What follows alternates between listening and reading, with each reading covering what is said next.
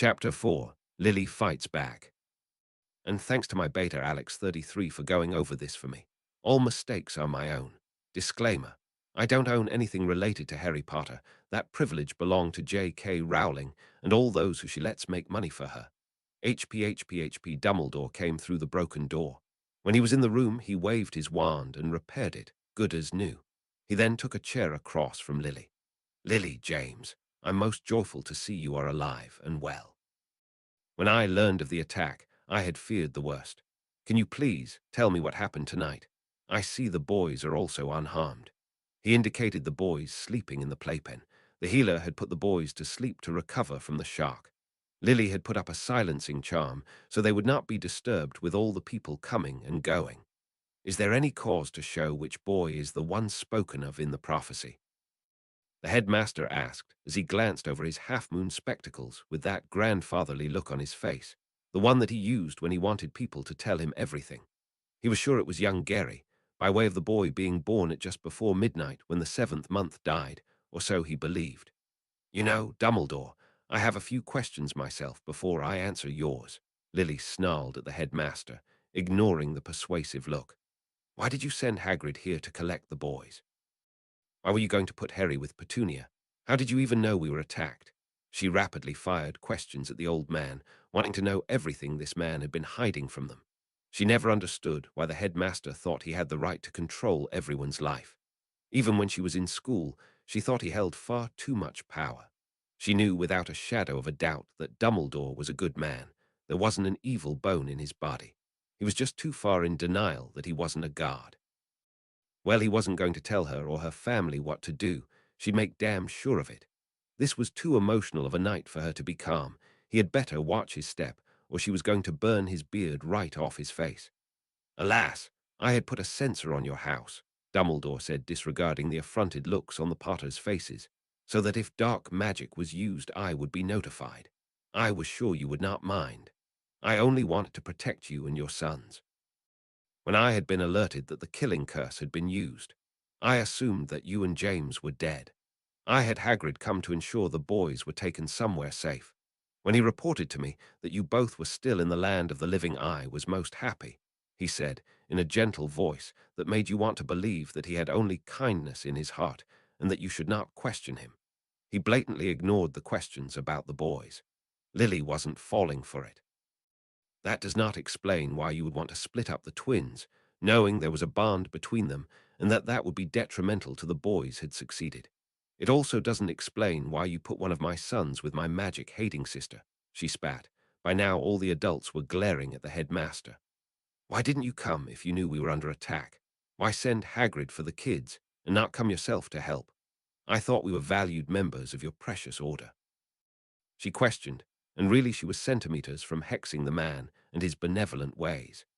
Lily, my dear, you must understand the boys must grow up humble, Dumbledore said all-knowingly. The public will hear about what happened here tonight, and one of the boys will be famous. They need a hero figure to see them through these desperate times, so they have something to show them that there is hope. You don't want the other boy to grow up in the shadow of his brother, do you? He said, with a small command in his voice. Then his voice turned gentle again. Alas, I was not in my office when the alarm went off. I feared I was already too late to help your family. You know I have many responsibilities and am not in my office at all times. You and James are very dear to me. You must know that, the old man said sincerely. He did truly care for all his order members, however. There was the larger picture to look at, and some things must be left to fate. You, O great leader of the light, whose only real claim to fame, the fame you want my son not to have, is one fight where you incarcerated one man. You want to make my son humble when you yourself are not. She all but yelled. She knew he had done more than that, but all his other successes paled in comparison to that one fight that ended the last war. Then the fiery red head stood with tightened fists. Her knuckles were white around her wand, showing how angry she was. You mean to tell me that you want to put one of the boys on a pedestal, but hide the other away so they don't know each other? What kind of fool thinking is that? They're just children. Do you honestly think that I would approve of such a stupid plan? And just how would the public know what went on here tonight? We, indicating herself and the two men at her side, aren't going to tell them. The healers and the auras have to take vows not to talk to the press. You, she pointed her wand at the headmaster, will not be using my boys to give the public an idol. I will fight you every step of the way, she said, her mind already going through everything she could think of to protect the boys from this man's plans. Why separate them? What were you going to do with Gary? She said, ignoring the rest in her anger. She might look back and be mortified later, but right now her boy's future was at stake, and she wasn't letting anyone control her family. James and Sirius were gripping their wands ready to protect the boys. Since Lily was handling it well on her own, they stood by at the ready and let her tear into the old man. Gary was going to stay at Hogwarts, as he is obviously the one in the prophecy. I had thought as much, and now seeing the mark upon his head, I am surer than ever, the headmaster said, waving his hand to the playpen, signifying the sleeping child with the V visible on his forehead. I would have raised him to be able to face Voldemort when the time comes. You see, I also have a monitor on Tom of sorts, and I know he is not dead, merely disembodied and weakened. Gary must be able to stand up to him. I would have given him that. As for Harry, well, he is not the prophecy child, so he would have been fine with your sisters. She is your blood, after all. I was going to set up blood wards to protect him and your sister's family and leave a letter to that effect. I would have brought him back into the community when he received his Hogwarts letter, he said, in a conciliatory tone, hoping that this distraught woman would listen to his wise words. So you are playing guessing games with my children's lives, and to you one child is more important than the other. How can you live with yourself wanting to casually cast aside a child because he is not important to your eyes? I think you should leave now and stay away until you can realize that all lives are precious. Until you do, I don't think I want you around my family, Lily demanded as she angrily pointed to the door to make her point. She wanted to hex the old man, and the men were not far behind. Only the fact that they didn't want to make an enemy of him stayed their hands. Lily, you're going to need my help, Dumbledore begged, needing the nearly hysterical woman to understand that he was only thinking of the entire wizarding world. You do not have the knowledge on how to raise a powerful child. When Gary comes into his power, you will not be able to keep your family safe. I alone can help you. I am the most powerful wizard in Britain, not to be bragging. It is, however, the truth. Please, you must listen to me. The boys need to be separated so that Gary receives the attention he needs to learn. Harry will only interfere with his training. You must look at the bigger picture. It is for the greater good, he pleaded. He knew that Gary was needed, but Harry was not. Dumbledore didn't truly understand twin bonds and felt that if it grew stronger, then Gary would be sharing his power with his brother, thereby lessening his own. That could not happen if the magical community of Britain was to survive. Get out. You leave my family alone. Get out of my house or I will call the auras and have you arrested you for trespassing. Oh, I know it wouldn't stick, but by the time you left the ministry, we would be gone. If you ever want to see this family again, you will leave this house now, Lily yelled right into the headmaster's face. If he wanted to have anything to do with the boys in the future, he had better heed this warning. I will leave. However, I think you are making a terrible mistake. I know that you are tired and short-tempered with the close call you all faced this night. When you have calmed down, perhaps we can discuss this again, Dumbledore said, getting up from his chair and starting for the door. I will never separate my children. I don't care about your greater good, she bit out at his retreating back. When you realize that, then we'll talk, Lily said, standing firm, with the men standing at her side. We will talk again when nerves are not this frayed. I wish you a good evening and once again express my happiness that you all are alive. And with that he left. Lily fell to the sofa. It had been a stressful evening, and all she wanted to do is cuddle her children and go to sleep. James, we need somewhere to stay tonight. I think we'll need Sirius and Remus, if you can find him, to stay with us. There are still Death Eaters out there, and they'll be wondering what happened to their master. We need to warn the Longbottoms and maybe have them live with us as well. The more wands, the better. How much longer until the manor is complete? There is a hotel near my flat, Sirius said, rubbing his hands down his face and sitting in the chair that Dumbledore vacated. We can go there. It is a nice place and not too expensive. I'll try and contact Remus through the mirror when we get you guys settled. I don't want to be anywhere near the wizarding world until Aura Roberts makes his report that I'm not guilty of anything, Sirius, and James had spoken to the Aura when he was examining the nursery. They made sure he knew that Peter was the one to sell the Potters out to Voldemort. They also made sure that the Aura knew Peter's animagus form, though trying to find a rat in London would be hard. The manor should be done in a few weeks, James said, sitting next to his wife, taking her hand and rubbing it. I'm sure we can survive in Muggle London till then. I'll call Frank before we leave and explain what happened tonight and see if they want to stay with us or if they feel they are better off where they are. I agree that the more wands the better. I don't know about you, but I am dead tired, he said, cuddling his wife closely to try and settle her nerves. He could tell she was still twitchy about her confrontation with Dumbledore and what had happened earlier with He Who Must Not Be Named.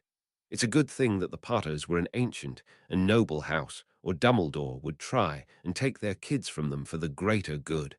But the Wisengamot would never approve of that. Sometimes the pure-blood politics worked for them. Okay, let's get some stuff for us and the kids, and we can get going. Ames, if you would call one of the house elves to pack this cottage and put it in the manner that would be helpful. I don't think we're going to come back here for a while, Lily said sadly as she got up from the sofa and headed up the stairs to get the things they needed for a short stay in the hotel. The men got up to do what was needed. James went to the flue to contact Frank. Sirius dug through his pockets to find the two-way mirror so he could call Remus. He was headed to the kitchen so James would have privacy. The twins slept on, not knowing what was happening in the waking world. Everyone was just glad it was over and wanted nothing more than to put this night behind them and plan for the future. Chapter 5. A Bad Day in the Alley. And thanks to my beta Alex 33 for going over this for me. All mistakes are my own. Disclaimer. I don't own anything related to Harry Potter. That privilege belonged to J.K. Rowling and all those who she lets make money for her. HP August 3, 1982. It had been just over a year since that frightening night, and the Potters were now at the manor. The old wards on the house were reset. They had to put up a male redirect ward, so the owls only went into one room of the house. The house elves were screening the mail after there was one incident where Lily's hands were burned by a cursed letter. They had also set up a vault at Gringotts for everything Gary was receiving. They kept the useful stuff and split it between the twins. They also donated a large portion to Muggle orphanages. Anything that could be uncharmed was sent there. They were enjoying their lunch at the table in the kitchen. The kitchen in the manor was large, yet homey. The appliances were on one side, with counters around them, open shelves above them, and a pantry on the side. The pans hung over the stove that created an island between the breakfast nook and the rest of the room. They were sitting at the comfortable table when Harry held out his hand and demanded a sweet, like any other 2-year-old. "Mummy want isket." Lily looked at her child and said, "No, Harry, you need to eat your lunch first. If you eat all of it, then Mummy will give you a treat." "No, want isket now," Harry said. Then he made a grabbing motion to the biscuit jar and pulled his arm back like he was pulling it down. The jar came flying towards the boys and narrowly missed hitting Gary on the head. Harry was devastated. He reached for his brother, not really knowing what he had done. All he knew is his sibling was scared, and it was his fault. The older twin was inconsolable until they let him hug his twin. Lily took the boys out of their high chairs and put them on the floor so they could reach each other. She was trying to calm the boys down. She pet their hair, rocked them, and hugged them as they desperately held each other. It took 20 minutes of crooning, rocking, and petting to ease their worry. The bond causing the emotions to loop back on one another, so if Gary was scared, Harry cried, and if Harry was crying, then Gary was scared, one of the fallbacks to such a bond in small children. James looked on with a thoughtful face after he cleaned up the mess Harry had created. He knew what he had to do, but he didn't know how to explain it to Lily. After everyone was quieter and the boys back in their chairs with a reheated lunch, James ventured the subject. "Lily, I think we need to bind Harry's powers. Not all the way, mind you," he said quickly at her shocked face. "Just about 50%. There's a binding that will slowly disintegrate as he gets older. If we do this right, then when he gets to Hogwarts, he will have better control, and he will be able to dim his aura so no one will know just how powerful he is. If Dumbledore knows his true strength, then he will never give Harry any peace. We can work with him, do some meditation and try and control the accidental magic. I wouldn't have suggested it, but as you saw, that kind of accidental magic could hurt someone or even himself. Can you show me the spell in a book? If we are going to do this, then I want to know everything about it. I don't want it to harm Harry in any way. Lily looked worried. What had just happened was enough to scare her into considering this, and she trusted James. But she didn't like casting unknown spells on her children. If Harry was this powerful now, how powerful would he be in the future? And if people learn about her oldest child, what lengths would they go to control him? What confused her the most is why Gary wasn't as powerful. She knew that Harry was the one spoken of in the prophecy and wondered if fate caused the difference in the twins. But didn't the twins share a bond, and didn't that mean they would share their magic? She was going to have to research that as well. Maybe she could talk to Marley Weasley about her twins and get a better understanding. Marley had had twin brothers, and now she had twin sons, so she would know more that Lily did. As a mother, Lily was leery about the other mother, because the Weasleys were firm supporters of Dumbledore, and while weren't technically against the headmaster, they were still butting heads with him over separating the twins. In the end, they did wind up binding Harry's magic with the spell James suggested. Lily had done the research, and it was recommended for powerful children. The books even gave suggestions on how to teach the child to touch and calm their magic. Lily figured it wouldn't hurt if they all did these meditations, and they became part of the Potter's nightly ritual. The parents would take a twin each, and while whispering about safe places and touching their magic, they would gently massage the boys to a trance-like state until the boys fell asleep. August 30, 1983, Lily was deep in research. She had started the research after that fateful Halloween night. She was trying to find out just what was keeping Voldemort here. Dumbledore had said that Voldemort was in wraith form and weakened. This triggered a vague memory of something she had come across in the restricted section at the Hogwarts library, but she couldn't quite remember what it was. So she had James purchase many books from Diagon Alley, but they were proving pretty much useless. The Potter library had also given her no clue. She was beginning to think she would not find what she needed in the so-called light books. You would think they had defensive magic to prevent or destroy dark magic, but they mostly had shielding and some spells that incapacitated people. She might just have to go to Nocturne Alley, or maybe she could ask Remus. She should probably bring Sirius in on this so he could look in the Black Library. There were bound to dark books in there. She just didn't know if Sirius would take it seriously. After not finding what she needed, Lily gave up and called Sirius on the mirror, Padfoot. Sirius' face came on the mirror. "What's up, Lily?" "Sirius, I need you to look in the Black Library to see if you can find why Voldemort is still around. I figured that if any library would have books on immortality, it would be your family's. Is there any way you can get into your old house and look for me?" "Sorry, Lily. As you know, my mom hates me and I would rather not confront her at this." He paused and got a mischievous look in his grey eyes. "On the other hand, I might go and talk to my father, because as you know, my grandfather didn't approve of her kicking me out. I'll write to him and try and demand that I get access to the library as heir to the Black family," he said, running his hand through his hair. He hated his family. They were the epitome of pure-blood supremacy. But he really wanted to help if it was for the boys. He would face anything for them, even his family. Plus, the look on that old hag's face when he demanded what was his by right. Well, that would be the best prank he played in a long time. "Thanks, Sirius. Sorry, I forgot that your mother was still there," she said, looking contrite. "I just want to find a way to keep that bastard away from my kids. The Potter library is a bust, and I don't know where else to look. I'm thinking of sending Remus to Nocturne Alley, but I don't want everyone thinking he's turned dark." Lily felt bad for bringing up his horrid childhood memories. She knew what a terrible person Sirius, mother, was. She needed to get it together, or she was going to ask all her friends to do things she shouldn't be asking them to do. She was just so frustrated. Her and the boys were pretty much housebound. Even James couldn't go anywhere in the wizarding world without morons coming up to him and hounding her poor husband. Hence, her asking for favors. "It's okay, Lily. If I can get back into the family manor that will put that old bat's nose out of joint, it'll be a great prank." Sirius laughed it off. "I'll see what I can do." Padfoot out. And the mirror went blank. Well, that was going to put her research behind, but she was determined she will find a way to help her boys. July 31, 1984, it was the boys' 4th birthday, and this was going to be the first time they stepped into Diagon Alley since that fateful October night. Only James had ventured out, and that was only to go to the bank to set up the twins' trust fund and to get a few books for the house. They had put it off because every time the twins went into Godric's Hollow, they were accosted. Because James had come from a wealthy family, the Potter adults didn't need to work.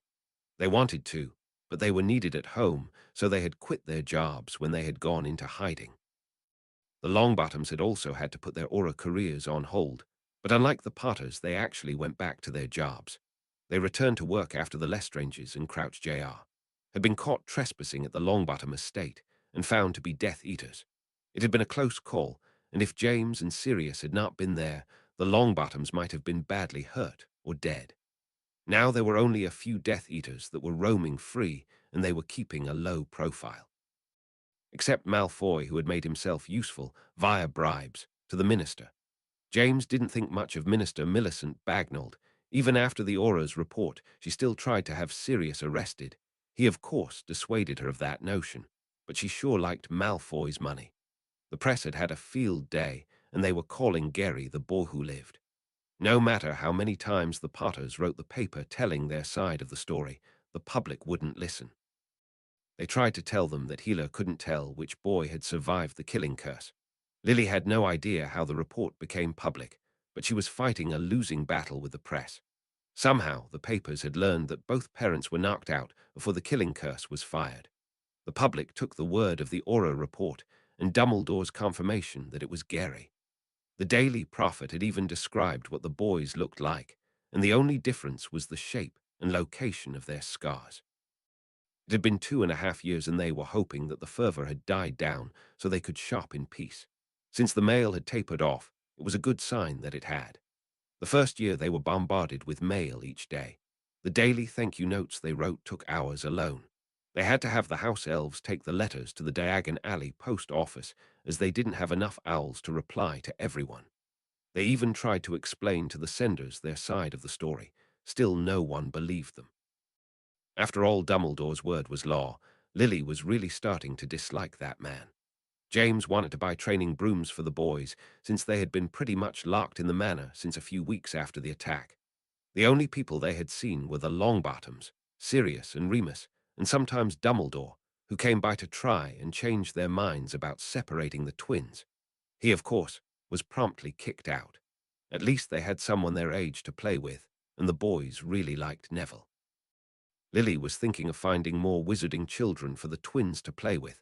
Maybe if the other kids saw that Harry and Gary were just little boys who wanted to play and not some super savior, then the boys will have an easier time at Hogwarts when they attended. The beginning of a plan started to form in her mind. She talked to James tonight about it. Everyone gathered by the flue ready to go. All right, James, you take Harry, and I'll follow you with Gary. Let's try and keep a low profile, Lily said, gathering a bag with what she would need to tend to 2 rambunctious boys. James picked up Harry and grabbed the flue powder. He threw the powder in the fire and called "Leaky Cauldron," and with a flash of green they disappeared. Lily picked up Gary and followed. When they stepped out of the fireplace at the Leaky Cauldron, Lily could tell right away this was going to be a big mistake. She stepped behind James, hoping to hide Gary from the crowd. Then someone spotted Gary's scar and shouted, "Look, it is Gary Potter, the boy who lived." The crowd started surging forward, and the boys got scared and started crying. Lily tried to get back to the flue, but it was blocked by the crowd. "Good to see you, Mr. Potter." "Thank you very much, Mr. Potter." "Bless you, Mr. Potter." The crowd started shouting and trying to get to Gary to shake their hands, like he would know what they were doing. He is only 4. Gary and Harry were crying harder and trying to hide in their parents' arms. Lily handed Gary to James and stepped in front of her family to face the crowd. She cast a sonorous so she could be heard over the shouting. "Back the hell off," she yelled at the top of her lungs, making her words echo in the tavern. "What is wrong with you people? Can't you see you are scaring the children? Haven't we told you time and again that we don't know which child survived that night? What the hell do we have to do to make you listen to us? And even if it was Gary, why would you crowd him and scare him like that? He is only 4 years old. He doesn't understand why you are crowding him," she questioned, continuing on as loudly as she could. How dare these people frighten her children? The crowd quieted a little until a voice from the back said the paper said that you were knocked out, and the Aura report stated it was little Gary. Dumbledore confirmed this. If you were knocked out, then we have to take what was reported. We only want to show the little guy that we are thankful that he ended the war. With you-know-who gone, we can now live in peace, and it is all thanks to him. I don't understand why you would deny us the chance to thank our savior. These are my children, Lily stated firmly, calmer now that the crowd had moved back. I won't have you scaring them like this. If you feel the need to express your thanks, then write a letter to the Daily Prophet editor, and then everyone will know how you feel. We read the paper and will welcome your thanks that way. We do not welcome you scaring our children. She cancelled the charm and took back Gary and stormed to the entrance of Diagon Alley, pushing her way through the crowd. James glared at the crowd and followed his steaming wife to the alley. Hopefully it would be better there, since people would be busy with their shopping. There might be some pointing and whispering, but people tended to leave you alone if you looked busy. They only needed to go to quality Quidditch to get the brooms. He was not going to let these people spoil the boys' birthday. They entered the alley, and thankfully they were not crowded. Lily was kind of disappointed that they couldn't spend more time here. There was no way she was waiting around to see if the reports caught wind of them. She had wanted to go to Flourish and Blart's to get more books. She already read most of the books at the manor due to the time they had been hiding there. Sirius had come up empty on any books from the Black family library. She was also working on a charm to nullify magic in a designated area. If she could get this charm to work, then she could block off a few rooms in the manor and put electricity in there, and maybe get a TV and a few computers. It had to be tweaked so that magical people were not affected. She and James had already discussed this, and he thought it was a wonderful idea.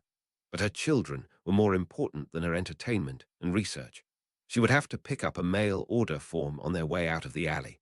The Potters had also hoped to take the boys to Florian Fortescue's ice cream parlor for a special treat. Maybe if they came to Alley more often, then they would start to be old news and not something to be gawked at. She would have to think about that. The Potters quickly finished their business and went back to the manor. Lily set Gary down after she exited the flue. "Mummy, why were people being loud and pushy? They scared me. Why did they yelled at me? Did I do something wrong?" Gary asked with moist eyes. Those people were frightening. Sally had already told him why, but she said he needed to ask his mummy, so if he talked about it in the future, then his mummy would think that he got the information from her. And his mummy had never lied to them. Sally had been hanging around the boys since the night Harry had almost died. She told them what had happened and why people kept sending them mail.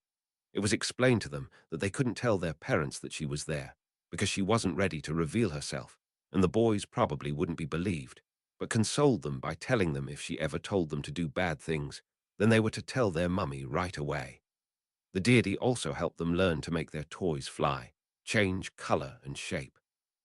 The ghost of a girl said that they shouldn't let their mummy know about that either, because their parents wanted them to grow up slowly. But Sally wanted them to learn all they could so they could help each other when the bad man came back.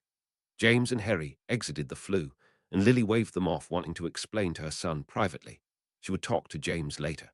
She watched her husband take Harry out of the room, and then knelt down to her youngest child, thinking about how to tell him in a way he would understand. "No, sweetie, you did nothing wrong," Lily said, petting down his unruly hair. "You see, a few years ago a bad man named Voldemort came to our old house. He did some bad things and tried to hurt everyone there.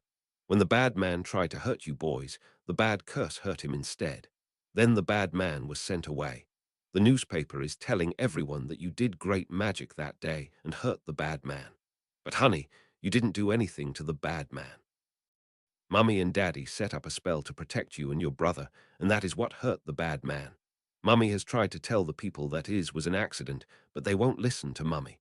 So when we went shopping, the people want to thank you for what they think you did. Understand?" she said, giving her baby a hug after wiping his tears. "I think so, but Mummy, I don't like the scary people. Will they hurted me?" Gary asked, hugging his mummy back. "Mummy will never let those people hurt you. If they ever try, you run away and try to find Mummy or Daddy or someone in robes like your Uncle Frank's." "Okay," she said, holding her son tighter. "Damn those people, and damn Dumbledore and the press." "Okay, Mummy." Gary broke the hug and went to find his brother to make sure that Harry wasn't scared anymore and to make sure that the loud people hadn't hurt him. The Potters enjoyed the rest of the day. The Longbottoms were there so the kids could celebrate their birthdays together. They switched off every year. One year they would celebrate on the 30th and the next year on the 31st. The twins got to give Neville his birthday present that they had made all by themselves.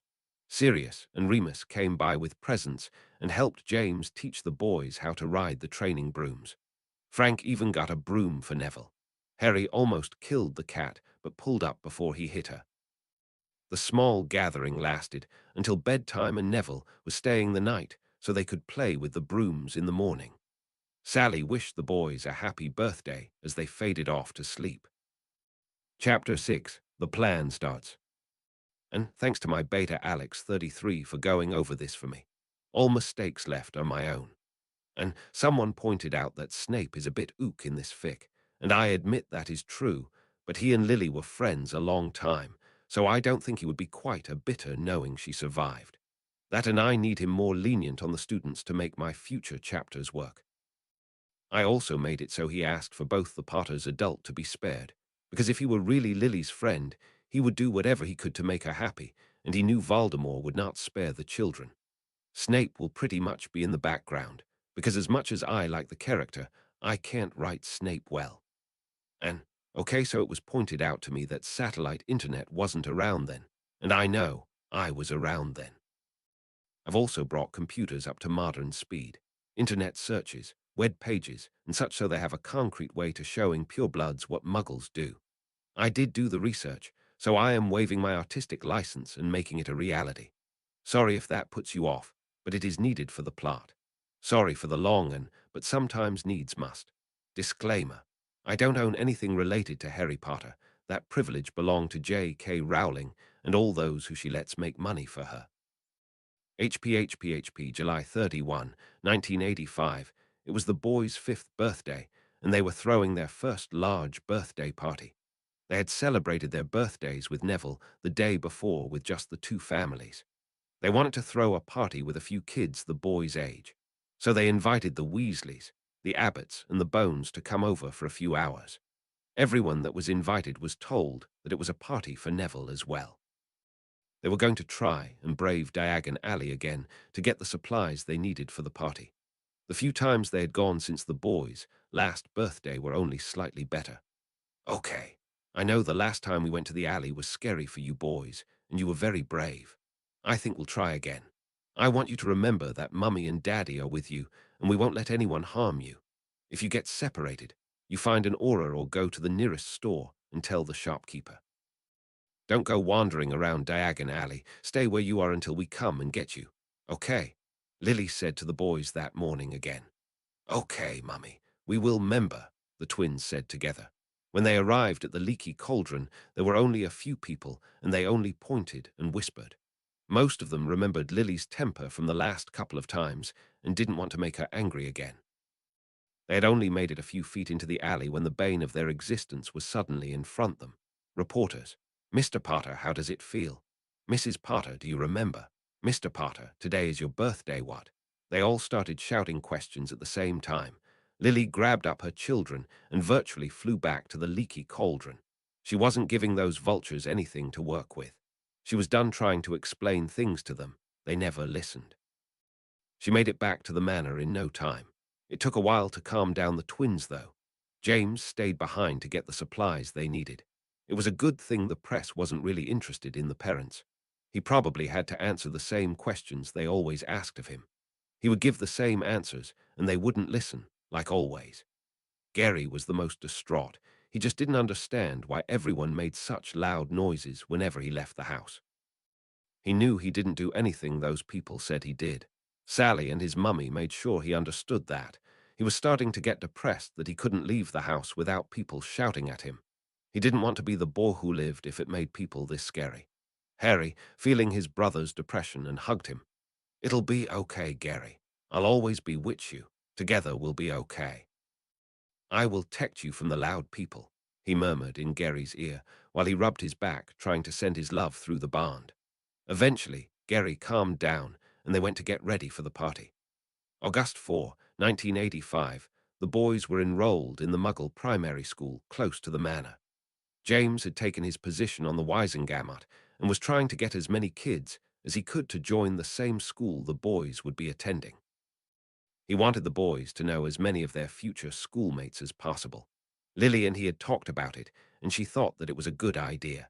Lily had found the charm that nullified magic in a rune's text.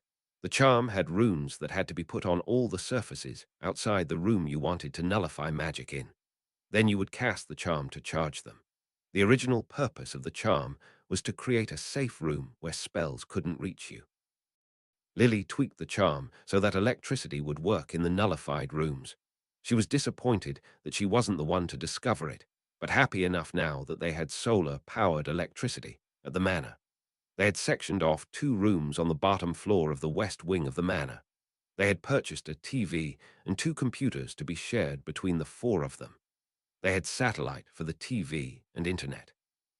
They also ran safety drills with the boys, so if bad people came to the house, they were to get to these rooms as fast as they could and hide. There were a few secret passages to the rooms, which is why they chose them in the first place. What James was trying to accomplish now was to get as many of the kids in the same school as the boys so they would all be friends and would share what each other's home was like. He figured if he could get other kids to attend the school, then they could be invited back to the house and have sleepovers, and the other children could explore the internet and learn about the world. They were going to try and nip the bigotry that plagued their world in the bud, and it had to start with the children. They would also teach the children theoretical magic and meditation while they waited for their guardians to come and get them. They had made a good start with the party they had thrown a few days ago. James remembered growing up all alone. He had had no idea how other than a few families worked. He was raised a pure-blood without the bigotry. He was also homeschooled like many other pure-bloods. If he could get the other parents to remember this as well, then maybe his plan might work. Lily had pointed out that Muggle schools only accepted students that lived within the area that the schools were located.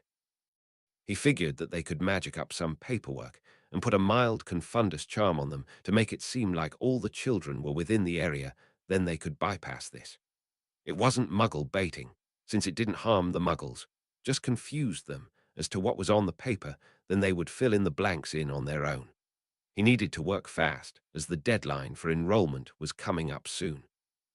And while he didn't want to do it, he would play the Boar Who Lived card to sway people to listen to his plan.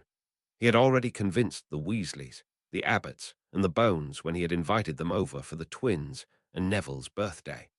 When they had shown the Weasley father the computer, the man was in heaven. His obsession with all things Muggle had made it easy to sway him. Lily had shown him how to look things up on the internet that would help him in his job for the misuse of Muggle artifacts office, which he was the head of. She also let him know that there were computers in most Muggle libraries, and they were free to use. Since that day, the Weasleys had been constant visitors. The Potter twins were overjoyed to finally have more friends, though they seemed a little leery of the 2 youngest. Ron, the youngest boy, didn't want to learn with them. He was kinda lazy, and all he really wanted to talk about was Quidditch. Maybe when he attended school and learned about Muggle sports that might change. Ginny, youngest child and only girl, seemed to have a crush on Gary and would blush and hide whenever he said anything to her.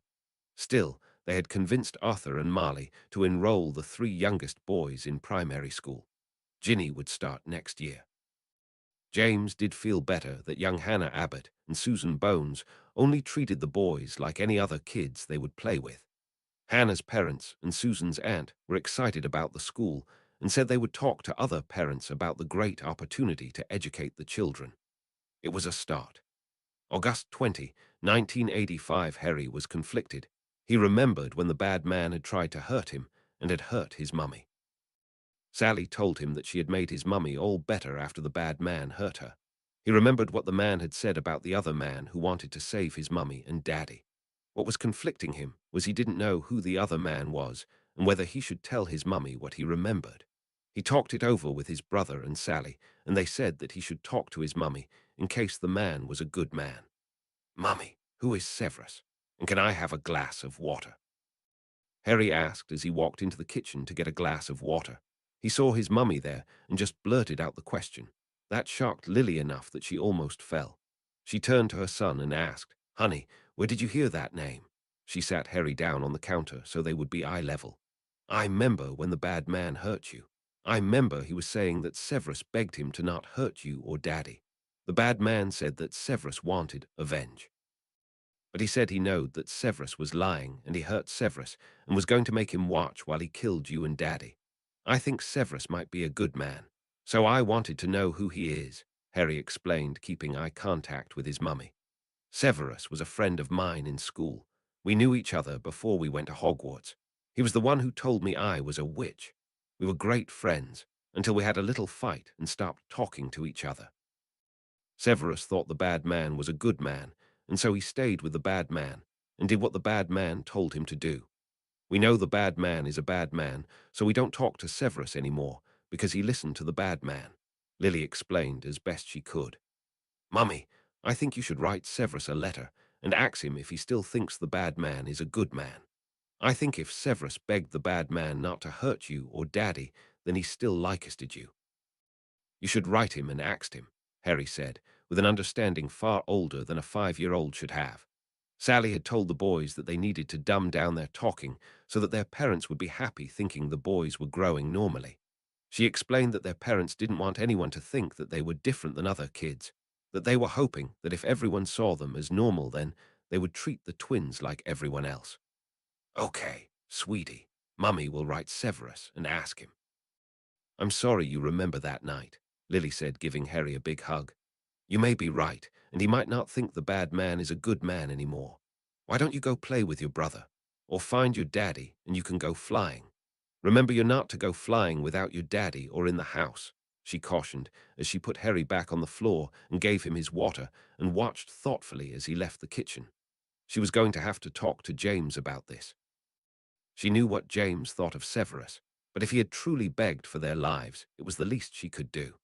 After all, she had heard that Dumbledore had hired him to be the potions professor, and if the boys were going to go to Hogwarts, she didn't want him hating the boys for what had happened when they were in school. She knew Severus, and she knew how he could hold a grudge and just how petty he could be. He was that way when they were younger. She always liked him, even when he was being an arse.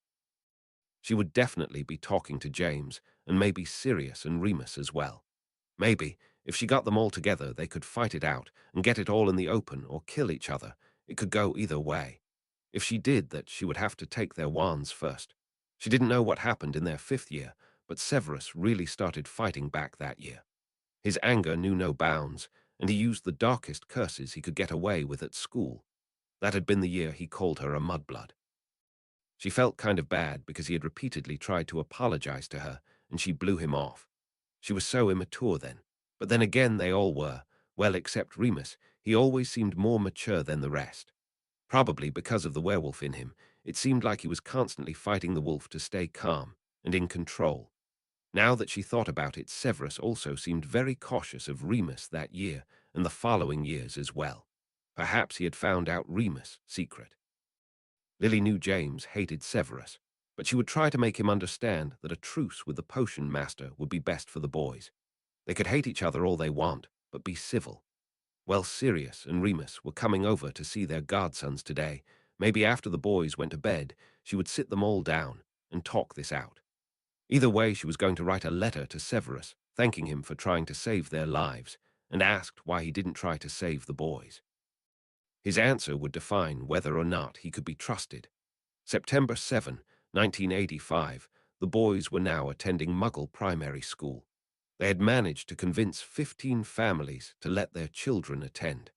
The children were having a lovely time learning and playing together with all their new friends.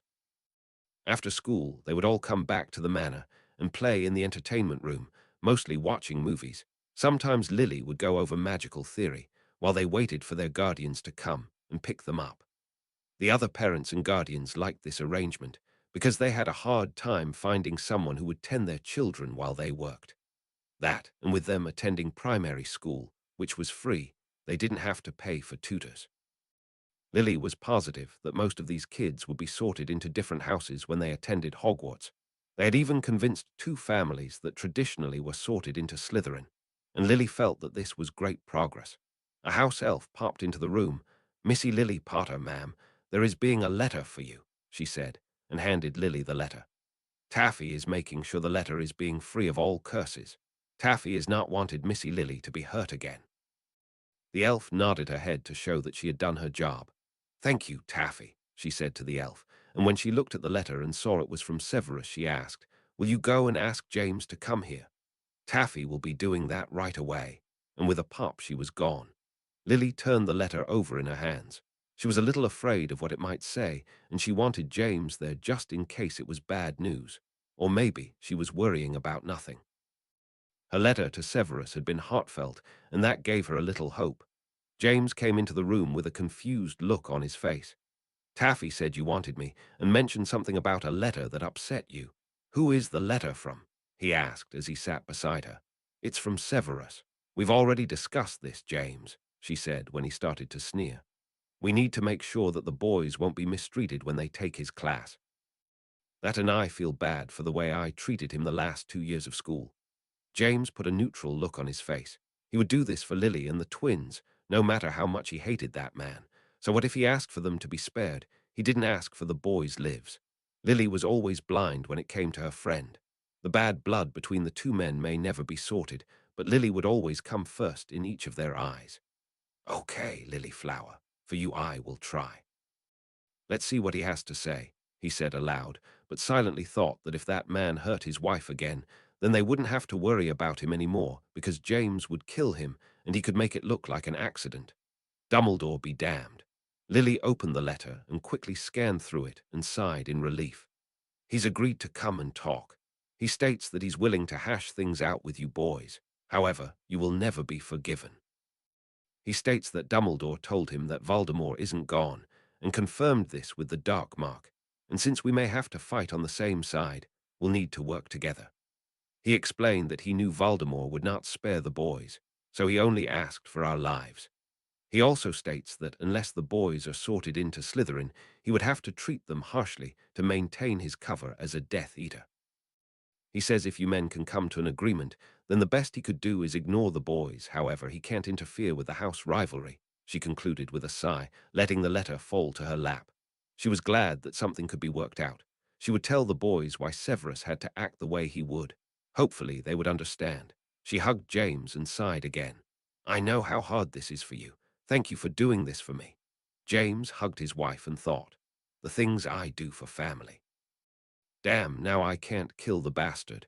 I will have to tell Sirius not to kill or prank him either. If we did that, then the first people they would blame would be us, and then any truce we make would be broken." He hugged his wife tighter. "Okay, Lily, make the arrangements and I'll tell the guys," he said. He only hoped this would work. Every single one of them were hotheads, and each felt the other was right. Well, except Remus. Even though Sirius felt bad for almost getting Snape killed, didn't mean he liked the man. James hated Snape because he kept trying to keep Lily from him the first 5 years of school, though it could be said that James did the same thing. James always felt that Snape was a dark wizard, even back on the train ride. He could feel it in the boy's aura. Sirius felt the same. Yeah, they were young and stupid, and didn't really give the boy a chance, but as the years went by they felt themselves justified.